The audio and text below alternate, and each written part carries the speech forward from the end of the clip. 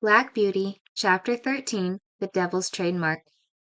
One day, when John and I had been out on some business of our master's, and were returning gently on a long straight road, at some distance we saw a boy trying to leap a pony over a gate.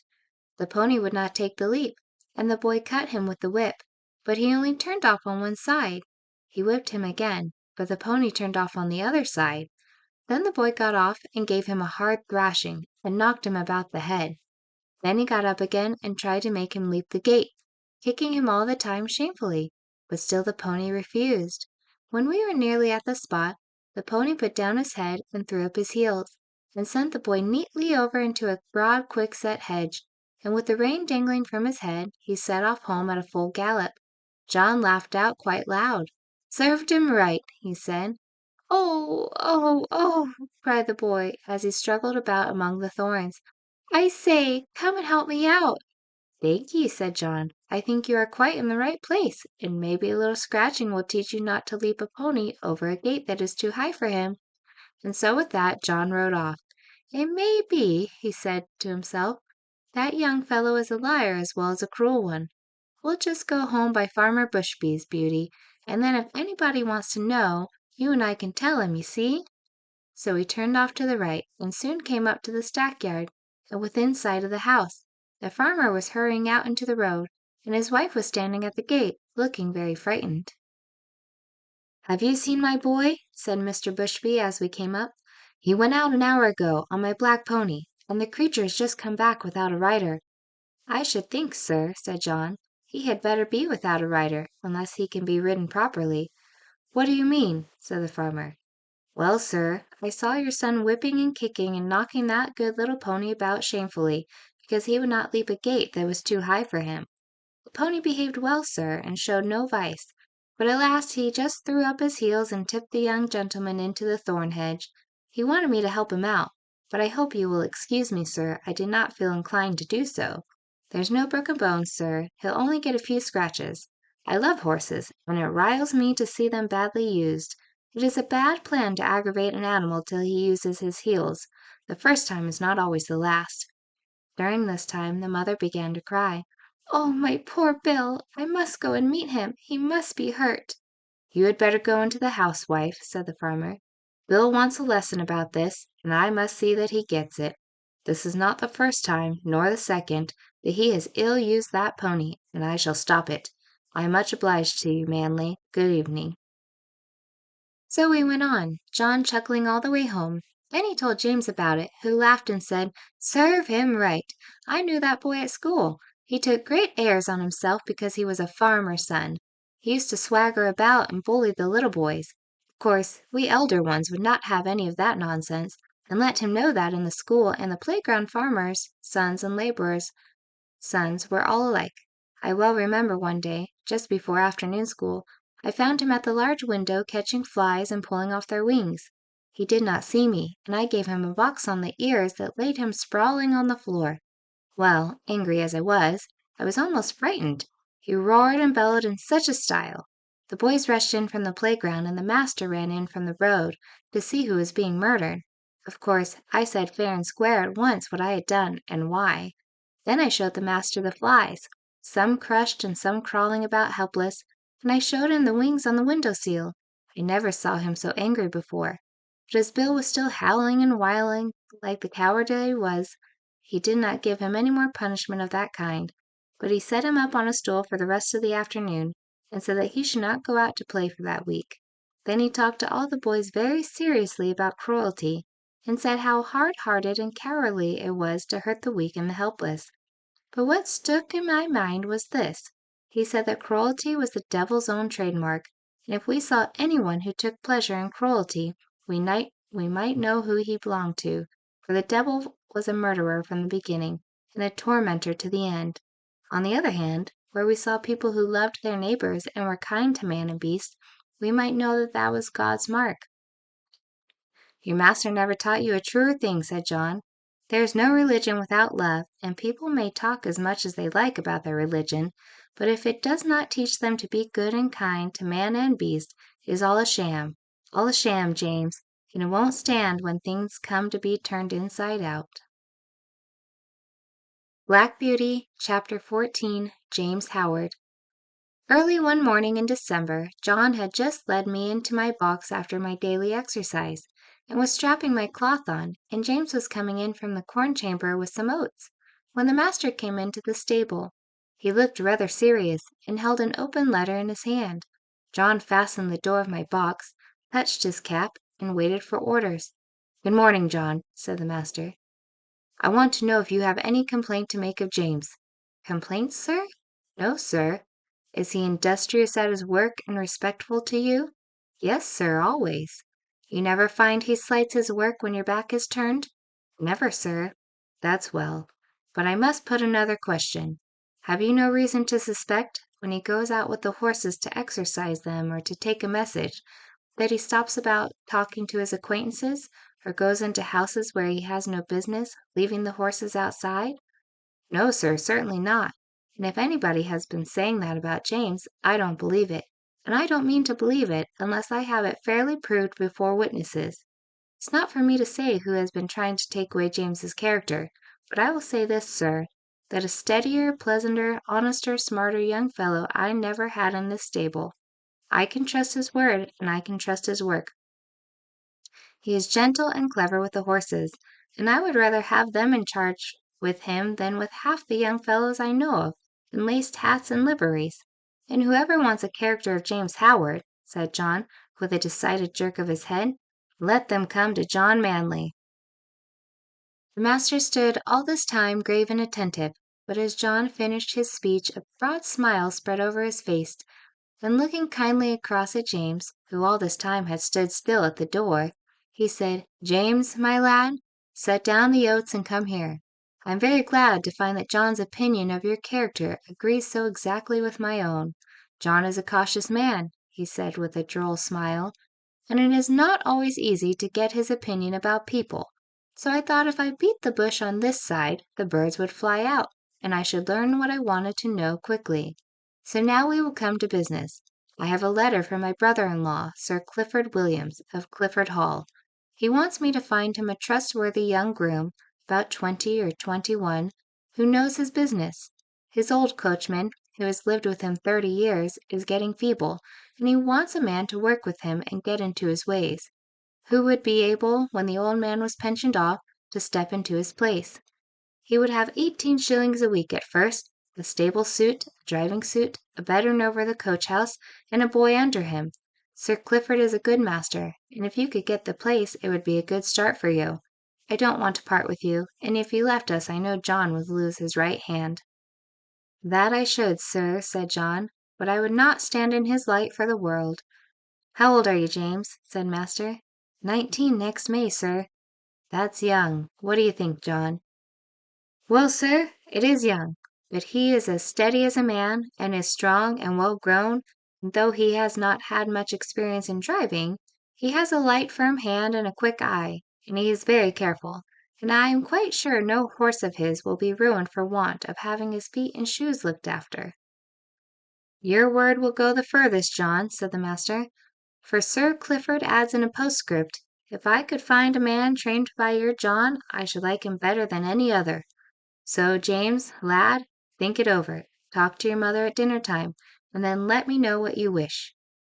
In a few days after this conversation, it was fully settled that James should go to Clifford Hall, in a month or 6 weeks, as it suited his master, and in the meantime he was to get all the practice in driving that could be given to him.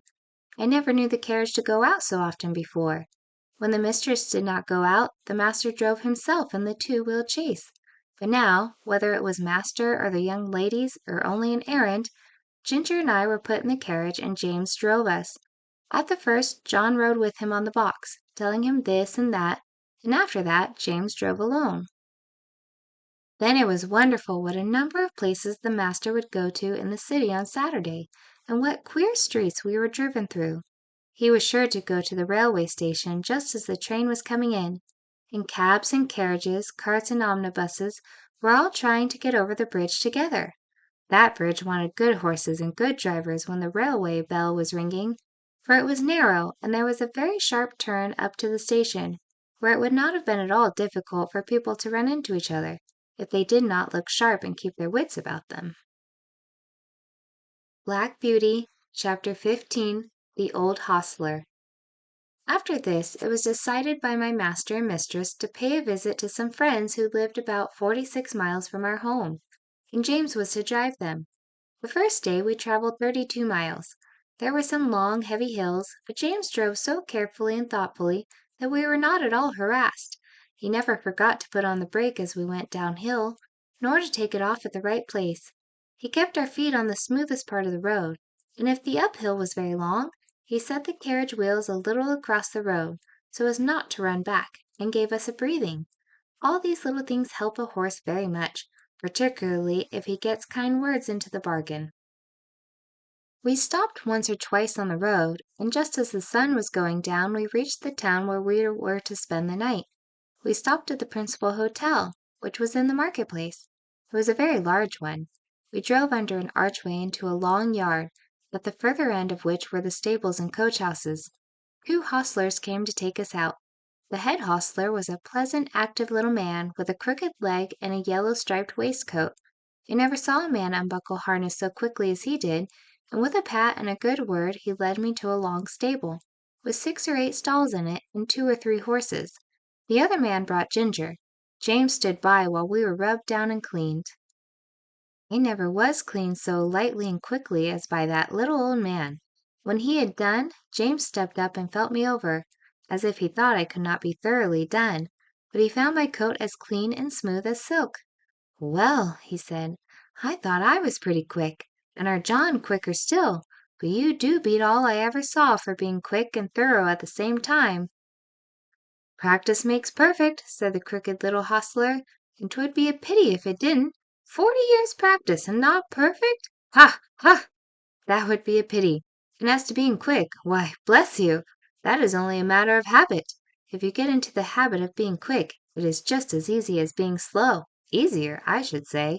In fact, it don't agree with my health to be hulking about over a job twice as long as it need to take. Bless you, I couldn't whistle if I crawled over my work as some folks do. You see, I have been about horses ever since I was 12 years old, in hunting stables and racing stables, and being small, you see, I was jockey for several years.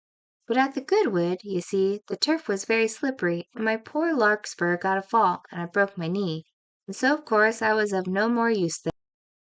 But I could not live without horses, of course I couldn't, so I took to the hotels. And I can tell ye it is a downright pleasure to handle an animal like this, well bred, well mannered, well cared for. Bless ye, I can tell how a horse is treated. Give me the handling of a horse for 20 minutes, and I'll tell you what sort of a groom he has had. Look at this one. Pleasant, quiet, turns about just as you want him, holds up his feet to be cleaned out, or anything else you please to wish. Then you'll find another fidgety Freddy, won't move the right way, or starts across the stall, tosses up his head as soon as you come near him, lays his ears, and seems afraid of you. Or else squares about at you with his heels. Poor things! I know what sort of treatment they have had. If they are timid, it makes them start or shy. If they are high-mettled, it makes them vicious or dangerous. Their tempers are mostly made when they are young. Bless you, they are like children. Train 'em up in the way they should go, as the good book says, and when they are old they will not depart from it, if they have a chance. "I like to hear you talk," said James. "That's the way we lay it down at home, at our master's. Who is your master, young man, if it be a proper question? I should judge he is a good one, from what I see." "He is Squire Gordon, of Birchwick Park, the other side of the Beacon Hills," said James. "Ah, so, so. I have heard tell of him. Fine judge of horses, ain't he? Best rider in the county." "I believe he is," said James, "but he rides very little now, since the poor young master was killed." "Ah, poor gentleman. I read all about it in the paper at the time. A fine horse killed too, wasn't there?" "Yes," said James. "He was a splendid creature, brother to this one, and just like him." "Pity, pity," said the old man. "'Twas a bad place to leap, if I remember, a thin fence at top, a steep bank down to the stream, wasn't it? No chance for a horse to see where he is going. Now, I am for bold riding as much as any man, but still there are some leaps that only a very knowing old huntsman has any right to take. A man's life and a horse's life are worth more than a fox's tail. At least, I should say they ought to be. During this time the other man had finished Ginger and had brought our corn, and James and the old man left the stable together. Black Beauty, Chapter 16, The Fire. Later on in the evening, a traveler's horse was brought in by the second hostler, and while he was cleaning him, a young man with a pipe in his mouth lounged into the stable to gossip. "I say, Towler," said the hostler, "just run up the ladder into the loft and put some hay down into this horse's rack, will you? Only lay down your pipe." "All right," said the other, and went up through the trap door, and I heard him step across the floor overhead and put down the hay. James came in to look at us the last thing, and then the door was locked. I cannot say how long I had slept, nor what time of the night it was, but I woke up very uncomfortable, though I hardly knew why. I got up. The air seemed all thick and choking. I heard Ginger coughing, and one of the other horses seemed very restless. It was quite dark, and I could see nothing, but the stable seemed full of smoke, and I hardly knew how to breathe. The trap door had been left open, and I thought that was the place it came through. I listened and heard a soft rushing sort of noise, and a low crackling and snapping. I did not know what it was, but there was something in the sound so strange that it made me tremble all over. The other horses were all awake. Some were pulling at their halters, others stamping. At last I heard steps outside, and the hostler who had put up the traveler's horse burst into the stable with a lantern, and began to untie the horses, and try to lead them out. But he seemed in such a hurry and so frightened himself that he frightened me still more. The first horse would not go with him. He tried the second and third, and they too would not stir. He came to me next, and tried to drag me out of the stall by force. Of course that was no use. He tried us all by turns and then left the stable. No doubt we were very foolish, but danger seemed to be all round. There was nobody we knew to trust in, and all was strange and uncertain. The fresh air that had come in through the open door made it easier to breathe, but the rushing sound overhead grew louder, and as I looked upward through the bars of my empty rack, I saw a red light flickering on the wall. Then I heard a cry of "Fire!" outside, and the old hostler quietly and quickly came in. He got one horse out and went to another, but the flames were playing round the trap door, and the roaring overhead was dreadful. The next thing I heard was James's voice, quiet and cheery as it always was. "Come, my beauties, it is time for us to be off, so wake up and come along." I stood nearest the door, so he came to me first, patting me as he came in. "Come, Beauty, on with your bridle, my boy. We'll soon be out of this smother." It was on in no time. Then he took the scarf off his neck and tied it lightly over my eyes, and patting and coaxing he led me out of the stable. Safe in the yard, he slipped the scarf off my eyes and shouted, "Here, somebody! Take this horse while I go back for the other." A tall, broad man stepped forward and took me, and James started back into the stable. I set up a shrill whinny as I saw him go. Ginger told me afterward that whinny was the best thing I could have done for her, for had she not heard me outside, she would never have had courage to come out. There was much confusion in the yard, the horses being got out of other stables, and the carriages and gigs being pulled out of houses and sheds, lest the flames should spread further. On the other side the yard windows were thrown up, and people were shouting all sorts of things, but I kept my eye fixed on the stable door, where the smoke poured out thicker than ever, and I could see flashes of red light. Presently I heard above all the stir in a loud, clear voice, which I knew was Master's. "James Howard! James Howard! Are you there?" There was no answer, but I heard a crash of something falling in the stable, and the next moment I gave a loud, joyful neigh, for I saw James coming through the smoke, leading Ginger with him. She was coughing violently, and he was not able to speak. "My brave lad," said Master, laying his hand on his shoulder, "are you hurt?" James shook his head, for he could not yet speak. "Aye," said the big man who held me, "he is a brave lad, and no mistake." "And now," said Master, "when you have got your breath, James, we'll get out of this place as quickly as we can." And we were moving toward the entry, when from the market-place there came a sound of galloping feet and loud rumbling wheels. "'Tis the fire engine! The fire engine!" shouted 2 or 3 voices. "Stand back! Make way!" And clattering and thundering over the stones, 2 horses dashed into the yard with a heavy engine behind them. The firemen leaped to the ground. There was no need to ask where the fire was. It was rolling up in a great blaze from the roof. We got out as fast as we could into the broad, quiet marketplace. The stars were shining, and except the noise behind us, all was still. Master led the way to a large hotel on the other side, and as soon as the hostler came, he said, "James, I must now hasten to your mistress. I trust the horses entirely to you. Order whatever you think is needed." And with that he was gone. The master did not run, but I never saw a mortal man walk so fast as he did that night. There was a dreadful sound before we got into our stalls, the shrieks of those poor horses that were left burning to death in the stable. It was very terrible, and made both Ginger and me feel very bad. We, however, were taken in and well done by. The next morning the master came to see how we were, and to speak to James. I did not hear much, for the hostler was rubbing me down, but I could see that James looked very happy, and I thought the master was proud of him. Our mistress had been so much alarmed in the night that the journey was put off till the afternoon, so James had the morning on hand, and went first to the inn to see about our harness and the carriage, and then to hear more about the fire. When he came back, we heard him tell the hostler about it. At first no one could guess how the fire had been caused, but at last a man said he saw Dick Towler go into the stable with a pipe in his mouth, and when he came out he had not one, and went to the tap for another. Then the under hustler said he had asked Dick to go up the ladder to put down some hay, but told him to lay down his pipe first. Dick denied taking the pipe with him, but no one believed him. I remember our John Manley's rule, never to allow a pipe in the stable, and thought it ought to be the rule everywhere. James said the roof and floor had fallen in, and that only the black walls were standing. The two poor horses that could not be got out were buried under the burnt rafters and tiles.